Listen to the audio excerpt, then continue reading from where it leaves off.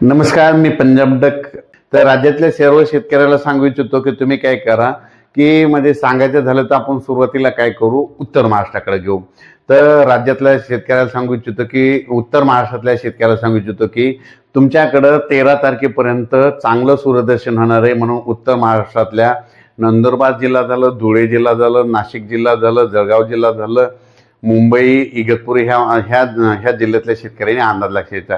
पण याच्यानंतर राज्यात परत पाऊस कधी येणार आहे, तर राज्यात सर्वात महत्वाचं की सर्व शेतकऱ्यांना सांगू इच्छितो की राज्यात हे खास करून अंदाज कशामुळे देत आहे काय की की खास करून मराठवाडा आणि पश्चिम महाराष्ट्रातल्या शेतकऱ्याला एक अंदाज देणार आहे. कारण की मराठवाडा आणि पश्चिम महाराष्ट्रातल्या शेतकऱ्याला सांगू इच्छितो की 13 तारखे ते 13 तारखेपासून ते 18च्या दरम्यान पश्चिम महाराष्ट्र आणि मराठवाड्यात काही काही ठिकाणी अतिमुसळधार पाऊस पडणार आहे, कुठं मुसळधार पडणार आहे, कुठं अतिमुसळधार पडणार आहे, हे अंदाज म्हणून लक्षात घ्यायचा. मग सांगायचं झालं तर पश्चिम महाराष्ट्रात सांगायचं झालं तर म्हणजे अतिमुसळधार पाऊस सांगायचं झालं तर सोलापूर जिल्हा, सांगली जिल्हा, जत त्याच्यानंतर सातारा, पुणे, अहिल्यानगर ह्या पट्ट्यामध्ये काय होणार आहे, जरा मुसळधार पाऊस पडणार आहे, पुणेकडे पडणार आहे. त्यामुळे काय होणार आहे, पुण्याकडे पाऊस पडल्यामुळे काय होणार आहे, कोल्हापूरला जास्त पाऊस पडणार आहे. त्याच्यामुळे काय होणार आहे, नंतर राज्यामध्ये जे धरणं आहेत ते पश्चिम महाराष्ट्रातले सगळे धरणं भरले, मग त्या धरणामध्ये पाणी येणार आहे, परत पाणी सोडावं लागणार आहे. म्हणून पूर परिस्थिती परत नद्याला पाणी वाढणार आहे. म्हणून हे अंदाज खास करून पश्चिम महाराष्ट्रातल्या शेतकऱ्यांना अंदाज लक्षात घ्यायचा. पश्चिम महाराष्ट्र कोकण पट्टीच्या सर्व शेतकऱ्याला सांगू इच्छितो की तुम्ही काय करा, 13 तारखेपर्यंत तुम्हाला वेळ आहे. 13 ते 18च्या दरम्यान पश्चिम महाराष्ट्रात म्हणजे कोकण पट्टीसह म्हणजे कोल्हापूर, सांगली, सातारा, पुणे सहित संपूर्ण कोकण पट्टी 13 ते 18च्या दरम्यान काही काही ठिकाणी अतिमुसळधार पाऊस पडणार आहे. म्हणून हा अंदाज लक्षात घ्यायचा. त्याच्यामुळे काय होईल, पुण्याकडे पाऊस पडल्यामुळं धरणाचं पाणी सुटल, ते पाणी तिकडं सांगली साताराकडे येईल. म्हणून त्याच्यामुळे नद्याच्या पाण्याच्या पातळीत वाढ होणार आहे. म्हणून आता सतर्क म्हणून 13 ते 18चा हा अंदाज सर्व शेतकऱ्यांनी लक्षात द्यायचा. त्याच्यानंतर आपण मराठवाड्यातल्या शेतकऱ्याला सांगू इच्छितो की मराठवाड्यामध्ये आणखीन आज 10ला पाऊस काय होणार आहे, हे सोलापूर जिल्हा, धाराशिव जिल्हा, लातूर जिल्हा, नांदेड जिल्हा, परभणी जिल्हा, बीड जिल्हा, हिंगोली जिल्हा, यवतमाळ जिल्हा ह्या पट्ट्यात. त्याच्यानंतर चंद्रपूर, वर्धा, नागपूर, भंडारा, गोंदिया, अमरावती ह्या पट्ट्यामध्ये काय होणार आहे, 10ला परत पाऊस वाढणार आहे. त्याच्यानंतर काय होणार आहे, 11 पासून तो पाऊस आणखीन थोडा पुढे सरकणार आहे.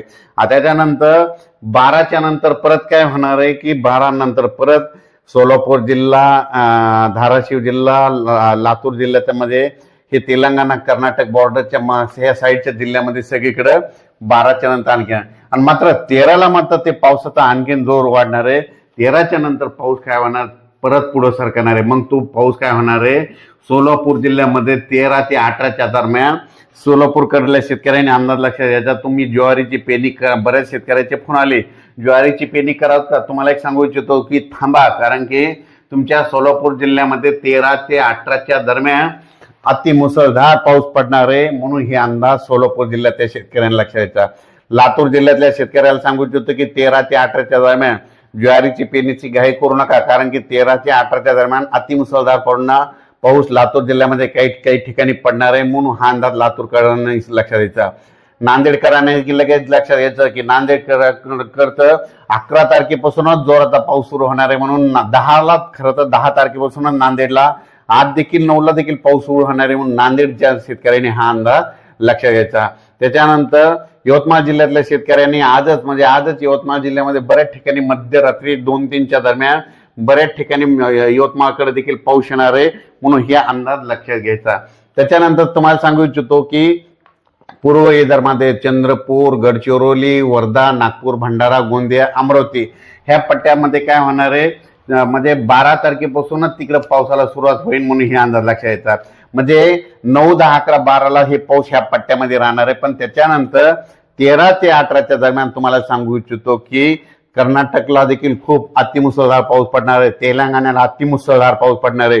कर्नाटकमध्ये विजयपूर झालं, बेळगाव झालं, बागलकोट, कुलबुर्गी ह्या पट्ट्यामध्ये अतिमुसळधार पाऊस पडणार आहे. त्याच्यामुळे सांगलीला देखील अतिमुसळधार काही काही भागाला पाऊस झोडपून काढणार आहे, काही जिल्ह्याला झोडपून काढणार आहे. सांगलीकरांनी हा अंदाज लक्षात घ्यायचा. कोल्हापूर जिल्ह्याला देखील अतिमुसळधार काही काही भागात पाऊस पडणार आहे, म्हणून कोल्हापूरच्या जनतेने हा अंदाज लक्षात घ्यायचा. 13 ते 18च्या दरम्यान कुडाळकडे देखील अतिमुसळधार पाऊस पडणार आहे, म्हणून कुडाळ भागातल्या शेतकऱ्यांनी अंदाज लक्षात घ्यायचा. सातारा पुणेकडे खूप पाऊस पडणार आहे, म्हणजे सातारा पुणेच्या शेतकऱ्यांनी 13 ते 18च्या दरम्यान 13 ते सप्टेंबर ते 18 सप्टेंबरचा अंदाज लक्षात घ्यायचा. त्याच्यानंतर सगळ्यात वंचित जिल्हा म्हणजे आतापर्यंत पावसाळ्यामध्ये कमी पावसाचा जिल्हा म्हणून ओळखला जाणारा अहिल्यानगर. ह्या जिल्ह्यातल्या अहिल्यानगरच्या सर्व शेतकऱ्याला आनंदाची बातमी सांगतो. आतापर्यंत अहिल्यानगरमध्ये पाऊस पडलेला नाही. तर अहिल्यानगरमध्ये 13 तारखेपासून ते 18च्या दरम्यान ज्या नदीला पाणी नाही आलं, ज्या वाड्याला पाणी नाही व्हायला, त्या वाड्याला 13 सप्टेंबर ते 18 सप्टेंबरच्या दरम्यान त्या 5 दिवसामध्ये पाणी वाहणार आहे, म्हणून अहिल्यानगरच्या शेतकऱ्यांनी अंदाज लागला. संभाजीनगर देखील, संभाजीनगरमध्ये जर कोणते जिल्हे तालुके गाव वंचित राहिले असं तिथं देखील 13 ते 18 खूप पाऊस पडणार आहे. जालना जिल्ह्यात देखील 13 ते 18च्या दरम्यान जोराचा पाऊस पडणार आहे. त्याच्यानंतर जळगाव जिल्ह्यामध्ये देखील 14 ते 18च्या दरम्यान जळगावकडे पाऊस पडणार आहे, म्हणून हा अंदाज लक्षात घ्यायचा. त्याच्यानंतर नंदुरबार, धुळे, नाशिक 14 सप्टेंबर ते 18 सप्टेंबरच्या 19 सप्टेंबर पर्यंत ह्या उत्तर महाराष्ट्राकडे जोराचा पाऊस पडणार आहे, म्हणून हा अंदाज लक्षात घ्यायचा. त्याच्यानंतर इगतपुरी, नाशिक, कल्याण, मुंबई, पालघर, मुंबईच्या जनतेने सतर्क करायचं, कारण की मुंबईकडे देखील 14 सप्टेंबर ते 18 सप्टेंबर तर मुंबईच्या जनतेने देखील 14 ते 18च्या दरम्यान पाऊस येणार आहे. मुंबईकडे काही काही ठिकाणी अतिमुसळधार पाऊस पडणार आहे, कुठं रिमझिम पडणार आहे, म्हणून हा अंदाज लक्षात. मुंबई, जुन्नर म्हणजे पुणे जुन्नर भाग हे सगळीकडं, त्याच्यानंतर संगमनेर ह्या सगळ्या पट्ट्यामध्ये सांगायचं झालं तर पाऊस म्हणजे सगळीकडे 14 ते 18च्या दरम्यानचा पाऊस पडणार आहे, म्हणून खास करून हा सगळ्यांनी लक्षात घ्यायचा. आणि कोल्हापूर खास करून सतर्क राहायचं कोणी की त्यामध्ये सांगायचं झालं तर लातूर जिल्हा, परभणी जिल्हा, बीड जिल्हा, अहिल्यानगर, त्याच्यानंतर सांगली जिल्हा, सातारा, पुणे, कोल्हापूर, कुडाळ आणि पुणे ह्या पट्ट्यातल्या म्हणजे मराठवाडा आणि पश्चिम महाराष्ट्राच्या काही जिल्ह्यामध्ये म्हणजे काही जिल्ह्याच्या काही भागामध्ये म्हणजे 13 सप्टेंबर ते 18 सप्टेंबरच्या दरम्यान जोराचा पाऊस पडणार आहे, म्हणून त्यांनी सतर्क करावे. ज्यांचे नदी त्याच्यामुळे काय होईना नदीला पाणी येणार, तळ्याचं पाणी सोडावं लागणार आहे. तुम्हाला सांगतो लातूरकडे जास्त पाऊस पडल्यामुळे परत एकदा लातूरच्या मांजरा धरणाचं देखील पाणी सोडावं लागणार आहे, म्हणून लातूरच्या त्या अभियंत्याने ही देखील सतर्क मध्ये 8 दिवस सतर्क राहण्याची गरज आहे. त्याच्यानंतर उजनी धरणाच्या कॅचमॅट एरियामध्ये म्हणजे उजनी धरणाचा जे कॅचमॅट एरिया कोणता आहे, पुणे तिकडला भाग खडक म्हणजे तिकडल्या पट्ट्यामध्ये पाऊस पडणार आहे, त्याच्यामुळे उजनी धरणाचं देखील पाणी सोडावं लागण्याची परिस्थिती निर्माण होईल, म्हणून हे उजनीच्या देखील त्या नदीकाठच्या शेतकऱ्यांनी हा अंदाज लक्षात घ्यायचा.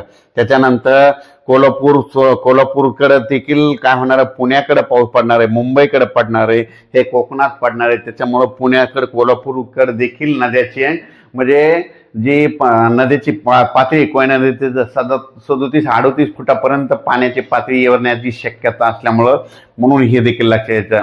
म्हणजे तिथल्या ज्या कोल्हापूरच्या ज्या नद्या आहेत त्यांची पाण्याची पातळी कशी धोक्याची पातळी 37 फूट असली की समजा पाण्याचे एवढा धोका नसतो.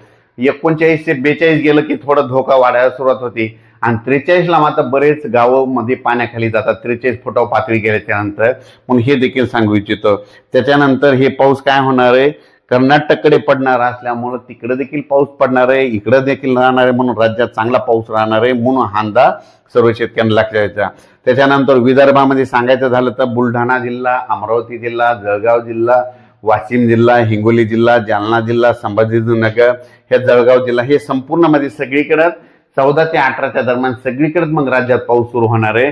पण सुरुवात काय होणार आहे म्हणजे आज 9 तारखेला फक्त सुरुवात होणार आहे इकडं नांदेड इकडल्या भागामध्ये, नांदेड, उमेरखेड इकडं नायगाव त्या परिसरामध्ये नांदेड जिल्ह्यामध्ये सुरुवात आज थोडी 9ला होणार आहे.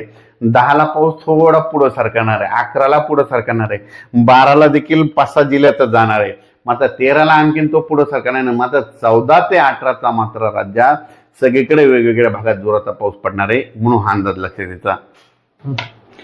14 ते 18च्या दरम्यान सांगायचं झालं तर म्हणजे तळोदा, नंदुरबार, शहादा, शिरपूर, चोपडा, जळगाव, एरंडोल, पाचोरा, यावल, जामनेर, अमळनेर, पुन्हा त्या बुरामपूर, अकोट, हरिसाल, अचलपूर, तळेगाव, मोर्शी, वरळू, सावनेर, बुलढाणा, खामगाव, नांदुरा म्हणजे ह्या पट्ट्यामध्ये आतापर्यंत काही भागामध्ये जे भाग सुटलेला आहे तिथं देखील हे पाऊस काय होणार आहे 14 सप्टेंबर ते 18 दरम्यान पडणार आहे, म्हणून हा अंदाज त्यांनी लक्षात द्यायचा. म्हणजे सांगायचं झालं तर राज्यात चांगला पाऊस पडणार आहे. म्हणून सोलापूरचे शेतकरी ज्वारी पेरण्यासाठी मला फोन लावत होते, त्यांना तुम्ही थांबलेले बरं राहील. हे 18च्या नंतर ज्यावेळेस पाऊस जाईल त्यावेळेस मग तुम्ही पेरणी करायला काही हरकत नाही.